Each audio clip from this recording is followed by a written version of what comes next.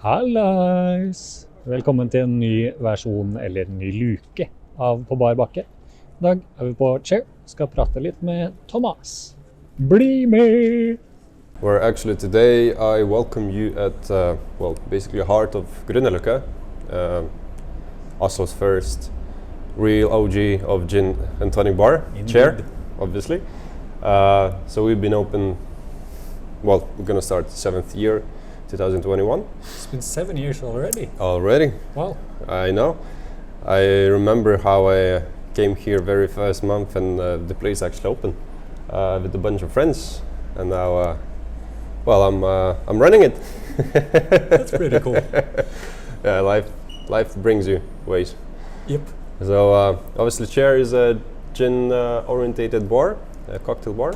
We're very proud of our selection.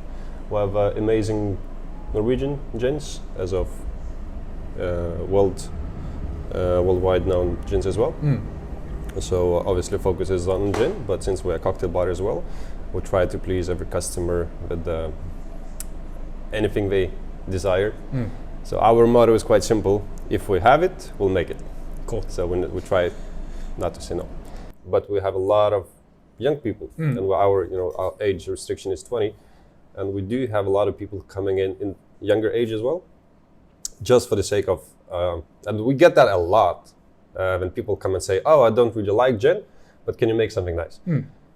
And that's why I love people like that coming here. So we not just serving them a nice drink, but we actually, in the sense of educating them. Exactly. Gin is not what you said, like some leftover grandpa's bottle in a cabinet that stays it for years. So when people try something different, and they like get this, and I can't get tired of these expressions in their faces, like, "Oh wow, is that gin?" Yep. They're like, "I would never imagine that gin could taste so great." And that's a great point, where you actually come into a gin place saying, "I don't like gin. Can you make me something nice?" Yeah. That's a fantastic thing. It gets a little bit overwhelmed once in a while, but would you get those kind of people? And the best part about actually working in a gin bar, since we don't really make anything with the energy drinks or Coca-Cola, is when people do come and they don't know where they're going, and they ask for like, "Oh yeah, gin and tonic," because that's like just classic order, cheap, simplest drink ever. And we say like, "Yeah, of course we're a gin bar. What would you like?" And we're like, "Yeah, it's like whatever." And as a good bartender, that's your job to either be sneaky and just say, "Okay, gin and tonic, we'll have 130 types. So if you're not gonna be nice, you just give most expensive one, and you will never get the same person come back." Yeah. Or you give something nice, something easy to hook on, and then you have happy experiences for the customer and for you as well. We'll see how it goes. I think that's the most frustrating part, is the not knowing when it's going to let up, or Well, now we're talking about the vaccines and potential cures and stuff. But when you see, like, running a business is not that easy, in the sense of, especially the bar, where businesses like us actually live week by week. So when government decides, like what happened with the first shutdown, really they just said what was the day before, 2 days before, and you end up with this uncertainty. What are you gonna do now? Yep. And the bills have to be paid, and then you have stock, like beer on tap. You have fruits, like us. We use a lot of herbs, fresh fruits, and then what shall we do with all that? Nobody gonna pay us back all the lost revenue, or lost ingredients, lost time really to do the prep, to do the syrups, because those don't last that long. So it's tough. It's tough times. it is. You have a small family as well. I do.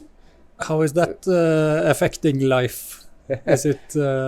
Well, that's. I don't want to sound all that negative about all this, but It's allowed to be negative. it's the only upside as of being closed and spending time at home is actually spending more time with kids, because now I have 2 beautiful boys. One just turned 3 years, and the other one 3 months.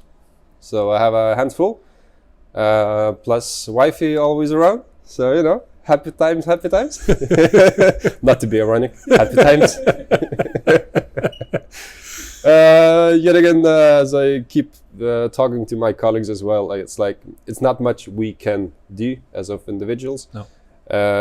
It is what it is. So I encourage people, and that's what I do myself, to try to be positive and spend this time in a most constructive way possible. Personally, like if somebody was thinking, oh, I'm gonna start workout from Monday, every day is a Monday now. So get your ass, do something, read a book, learn a language. That's what I'm doing as well. Reading more Norwegian, trying to learn more, cooking a lot, eating a lot, just trying to be now it's the perfect time to find time for things that you always been like, I don't have time for that. Yep. So this is the time to do it. And I'm just passed by here with my bike to get to meet you guys. It's already like 100-meter queue by the Vinmonopolet. Like, how does that better what we used to do? Like, we went 60% of capacity just to please the government and new regulations. We spent a lot of money on sanitizers, on soaps and extra papers and all that stuff.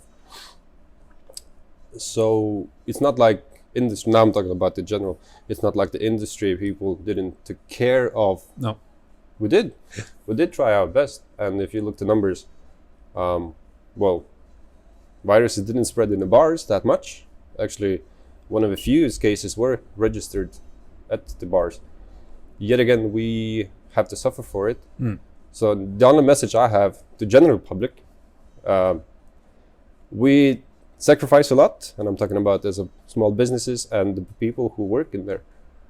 So we just hope when people be a bit more smarter and take social responsibility themselves, because it's not helping nobody. So keep the distance, wear a mask, and we're gonna survive all this all together and meet again for a nice gin and tonic. Then we can all sit at the bar, right? Sometime soon. At the bar? Well, not too sure about that. At the table? Probably, yeah. Hopefully soon enough. I'm missing sitting in the bar. Like, bar counter, that's my place. Honestly, like, the mindset changed so much for me, at least. It's like, I never liked to do like table service. That's why I became a bartender. I never liked to be a, no disrespect to my friend waiters. It just, I'm not good at it, I can't remember the orders when it comes to food, the allergies, all that stuff. I tried, I'm terrible. And when this new regulation came around, they're like, oh, now you have to do on the table service. They're like, oh. Actually, from this negative mindset, personally, it became much better. I actually enjoy it now. I do enjoy going to the, sitting people down, finding an extra minute to actually talk to them, and that's what Chair used to be, and I hope we're gonna continue being place where you actually come and we welcome you.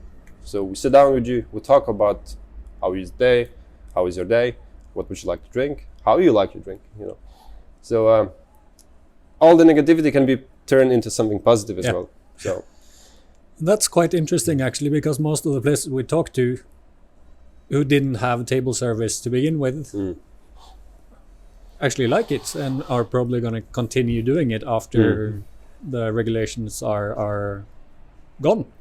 Yeah, that's quite cool, actually, that you can turn something, as you said, negative to a positive.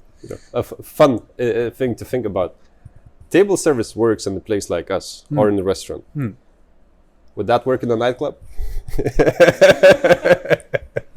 We'll see about that. What would you like today? Well, we'll see.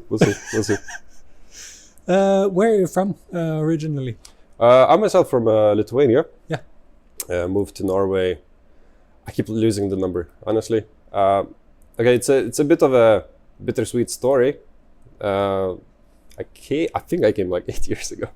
I lost the track of it. I kind of got stuck. I kind of like it.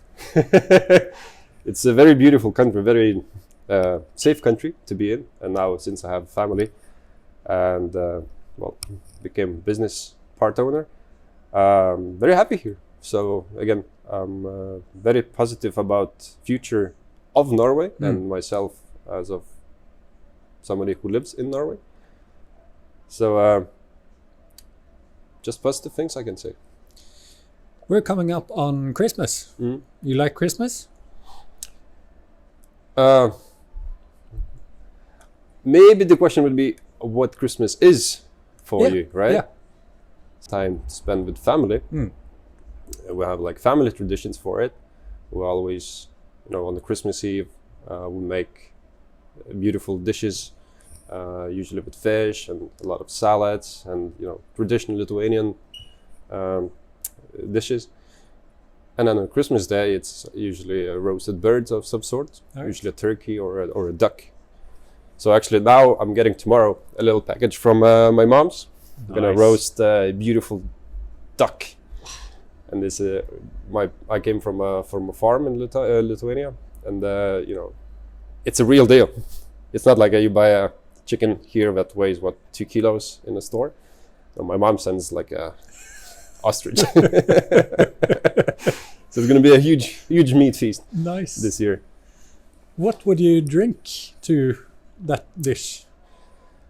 Oh, that's a good question.